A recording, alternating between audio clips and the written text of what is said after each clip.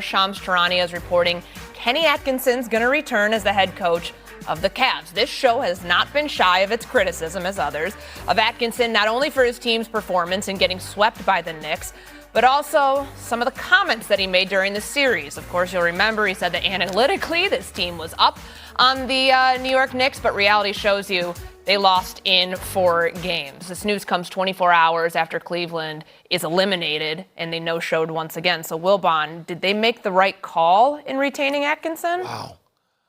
I don't know about right call, Courtney. It's not a call that I would make. I don't see running it back with Kenny Atkinson and probably not James Harden. I don't see that as something. How ambitious is Cleveland? Well, my question about the Cavaliers all year long was, why aren't they better? Mm-hmm. Once they got Harden, and they were better. There was an immediate bump with James. And I thought, okay, this could be his last chance best chance at winning. But the combination of this, what we saw last week, and I know it's hard to take an entire season, a fairly successful season, and distill it into like sound bites and decisions from 1 week. But man, given that Kenny Atkinson failed his team in game 1, which they didn't get, and it changed that series, it doomed his team in that series. And then this analytics comment, do I want that? There are some other cities and owners and places that would not tolerate that, would not have that. He's been a good coach. We're not even arguing that. What is Cleveland going to do? We criticized the Knicks when they fired Tibbs, right? And they bring in Mike Brown, and there seems to be a little bit of a difference because there's incredible ambition, maybe overly so. Cleveland, is that all there is? Mm-hmm. That's my question. Yeah, listen, I think you got to keep him. He had a rough series. They weren't going to beat the Knicks even if they won game 1. Mosley should have. I have no problem with Mosley getting fired. He's been there for 5 years. He's got a 24-point lead in the third quarter of game 6 at home. You don't win the game, you got to go. I have no problem with that. People think he got a harsh deal. He was there for 5 years. So Atkinson's only been there for 2. And the Knicks were better than Cleveland. It wasn't like they underachieved. They were a better team. Didn't this week disturb? Well, it was a bad week, and it killed his reputation. He can't do this again next year. No. But I don't know how Stevie feels about it. I'm going to be a little more lenient. I'm going to say, you know what? Young coach, big spot. It wasn't all his fault. Knicks were better. Harden killed us. I'll live with it another year. That's the way I would have handled it, so I'm not surprised. Mm-hmm. Stevie? I think this was a disastrous move on the Cleveland Cavaliers' part. Disastrous. Let me explain why. Number one, if you're going to make this decision, considering the comedy of errors we saw from him as a coach during the conference finals, must you make it a couple of days after the New York Knicks swept you? I mean, don't you want to give the impression, at the very least, Wilbon and Doggy, that, you know what, we've given this some serious thought, as opposed to sitting back and saying, you know what, we want to validate, our decisions, and we want to stay the course and stick with it. Stick with what? Stick with what? Listen, nobody here is going to tell you that Kenny Atkinson is not a good coach. He won 64 games last year. 12 less this year at 52. But damn it, that's still 64-win season and a 52-win season. And last year he got bounced out in the first round. This year he went to the conference finals. We get all of that. But when you see what you saw, him blowing game 1, him talking that nonsense about analytics. Well, let's take those 2 things and compartmentalize those 2 things. Number one, the Knicks go on an 18-0 run and you don't call a single timeout. In the post-game conference, when you got 4 timeouts, you're sitting up there talking about you didn't want to run out of timeouts when you know they take 2 away from you in the final 2 minutes of regulation. Apparently, you forgot that rule. When you sit up there and you're talking and you just seem to be clueless and seem to be distant and you don't appear to have the pulse of your team, that's egregious. When you go to the analytics part and talk about, well, you know what, if you look at the first 3 games, we really won 2 of them.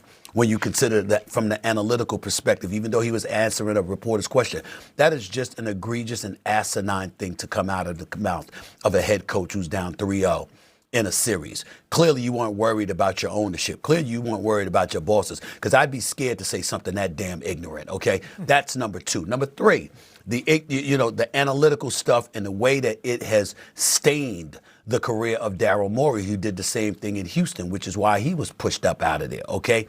You got the residue of all of that. But here's the biggest thing. Wilbon, you'll appreciate this. Y'all remember when the Miami Heat won the championship in 2006? Stan Van Gundy was the head coach of the team during the season. It was Pat Riley who made that move in the middle of the season and was like, Stan's got to go. I'm going to take over now. And that's not to cast any aspersions on Stan Van Gundy, who's a hell of a coach. The point was the pulse of the players mattered.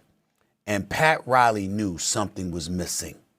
Whether it was because of D. Wade, Shaq, Zoe, the combination of all the three or whatever, Pat Riley knew that Pat Riley had to step in and fix what was psychologically, emotionally, and mentally broken. And the Miami Heat went on to win the championship that season, coming back from an 0-2 deficit and winning 4 straight behind the marvelous Dwayne Wade, averaging 37 over the last 4 games. The point was the team appeared a bit demoralized. They didn't have it. And Pat Riley knew that. Look at this Cleveland squad. Look at how they gave up. Look at how the fight was just stripped from them. You could say they got punked. You could say they gave up. You could point to the 2 Game 7s in the first round against Toronto and the second round against Detroit all you want to. But they didn't appear to be a team. They came apart at the seams. And that's what you walking into the offseason with and asking Cleveland fans immediately after a sweep to look forward to for next season? If I'm a season ticket holder, how excited am I about that? Sure, I want to take the kids to the game, let the kids enjoy it or whatever. But in terms of being excited about the future of the Cleveland Cavaliers, Kenny Atkinson is giving you nothing to be excited about. James Harden is giving you nothing to be excited about. Donovan Mitchell is probably contemplating whether or not that's a place he wants to be at. And LeBron James probably was looking at it and saying, man, forget about taking my ass back there. I'm going to stay right where I'm at. Why would I want to think about that? These are the kind of things that we have to think about when we're talking about the Cleveland Cavaliers. Under those circumstances, you do not keep the coach. Oh. I'm not telling you that Atkinson can't coach. I'm telling you that part of coaching is being leaders, a leader of men, and being able to strip from them all that they've got. Steve Kerr has proven he could do that. Greg Popovich has proven he could do that. Several coaches, Mark Daigneault has proven he could do that. Several coaches have proven they could do that.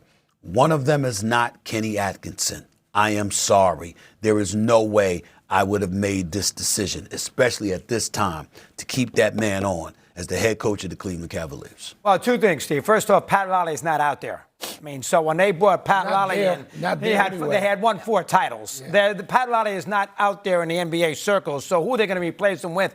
And you can say it doesn't mean anything. It's not hard to replace him. Well, I mean, but you want a great coach. Not hard to replace him. That's my point. What great coach you getting? There's no great who's out there? Who's coaching? Who's coaching? No, what I'm saying to you is that you're not replacing greatness. So can you find another very good coach that might be able to have a better pulse of the team? Yes, you can. Yes, you can. Now, if you read the quotes after last night, Mitchell and Harden, they backed him. Oh my God, did they back him?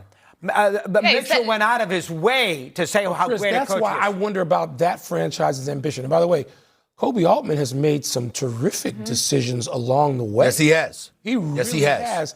And so that gives me a little bit of pause. I'm like, okay, this executive has a track record, and Stephen A., I think he does have his finger on the pulse. But man, ultimately, I don't know that I can run it back with what I just saw. Doggy, I don't know if I can. It's going to be hard. I mean, this is the most expensive roster in the NBA. They don't have an NBA Finals appearance to show for it. And it only gets more expensive when they're now in second apron territory. But we've got to leave this one here. We'll get back into this in just a little bit because coming up next, there's something about Jalen Brunson that might keep him from winning a title. One basketball Hall of Famer says yes. What was said, and is she right? That's coming up next. And Nikola Jokic and Victor Wembanyama were worthy of all NBA first-team honors this year, so very on brand that Dog is upset about this. More First Take on the way.